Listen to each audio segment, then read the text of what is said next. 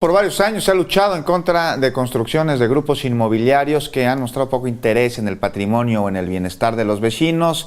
Y quien ha seguido muy de cerca este tema, el de la corrupción en el sector de la construcción, es Roberto Castillo, egresado de Ciencias Políticas y Relaciones Internacionales, activista social, y además fue candidato independiente a diputado de la Ciudad de México. Él lo saludamos, le agradecemos su presencia para hablar de la estrategia del gobierno de la ciudad para terminar con obras irregulares. Muchas gracias por acompañarnos. ¿Cómo estás? Qué gusto saludarte, pues preguntarte aquí sobre estas construcciones, ¿no? Que resulta sorprendente ver cómo les han dado permisos.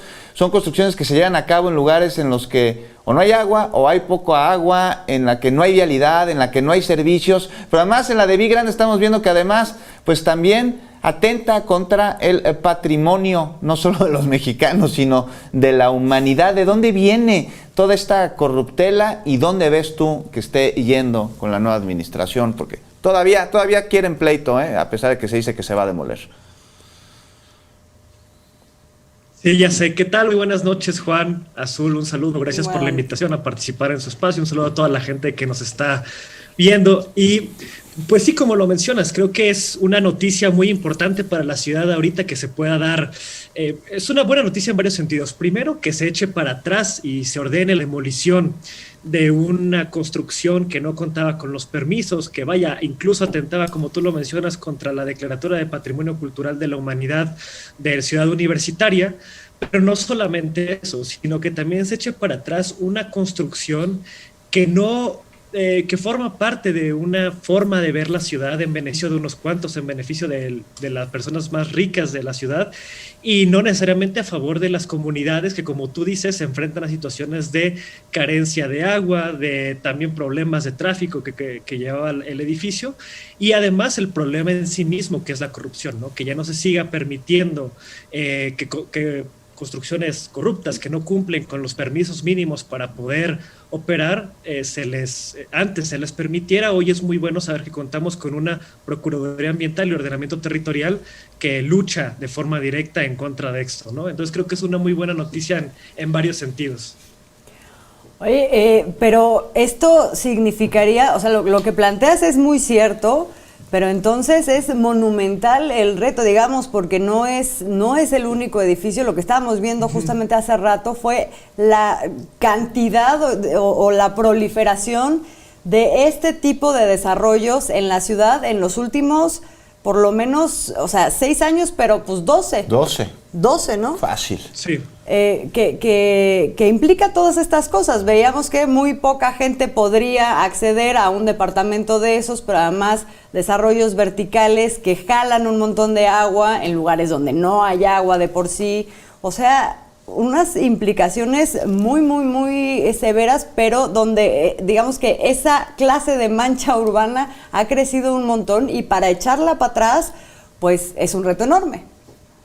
Claro, o sea, más allá del tema, a ver, yo creo que es muy importante primero que se echara para atrás y por supuesto que se echara para atrás en gran medida por el tema de la UNAM, ¿no? De que se ponía en riesgo la declaratoria, pero no creo que esa es la principal razón por la cual celebrar esta decisión del Tribunal de Justicia Administrativa, que se llega ahí por presión, bueno, por las iniciativas de PAOT de no soltar este tema, sino también porque justo lo que habíamos visto desde 2018 es que las colonias alrededor, las distintas colonias de Copilco, ¿no? Copilco el Bajo, Copilco el Alto, Copilco Universidad, etcétera, que se habían movilizado, justo lo que denunciaban es que este desarrollo de una torre de 23 pisos, otra de 26 pisos, en total iban a tener más de 600 departamentos que si tú ves los precios a los que se vendían y a los que se venden en Vigrán, todos son destinados para gente que está en el 5% más rico de la población, pues lo que iban a hacer era subir los precios. De entrada, subir los precios de la gente que vive en las colonias alrededor y muchas de ellas iban a tener que salirse de esas colonias, como pasa con muchos otros desarrollos inmobiliarios que se han dado en los últimos 6 años principalmente.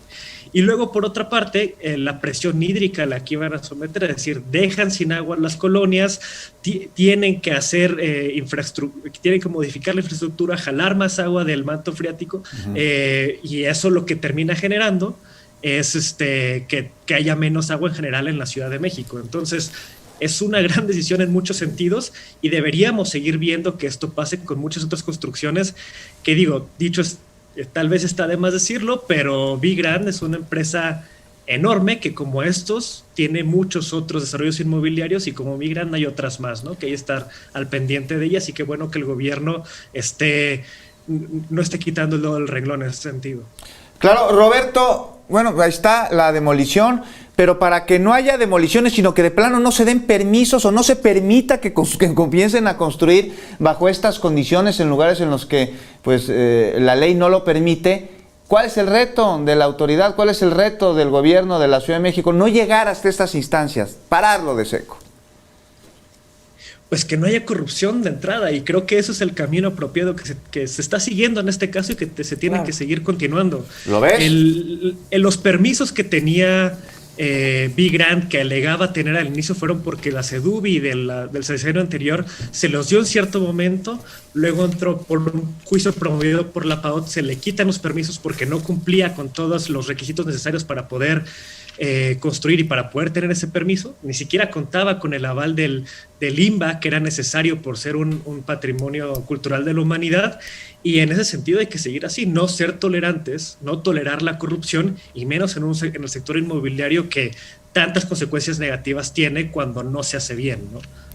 Sí, digamos que el reto son dos caminos. Uno, de detener lo que ya se había gestado durante administraciones anteriores, y ahí hay que estarle rascando todo el tiempo todo aquello que se dio de manera ilegal, corrupta, etcétera. Y luego, por otro lado, detener también pues esa clase de proyecto de ciudad en lo venidero, pues con la normativa y con la supervisión al cumplimiento de esa normativa para cualquier cosa que se gestione en el futuro, pues. Sí, creo que la ciudadanía y el pueblo organizado tienen ahí mucho trabajo que hacer. Gran parte de las razones por las cuales este caso en particular llegó a las instancias a las que llegó ahorita, por un lado sí tiene que ver con la movilización de las personas de la UNAM, de estudiantes de arquitectura, pero también de académicos, pero sin duda hay un peso gigante de las movilizaciones que hubieron en 2018 por parte de vecinas y vecinos que pusieron este tema, que lo volvieron relevante, ¿no?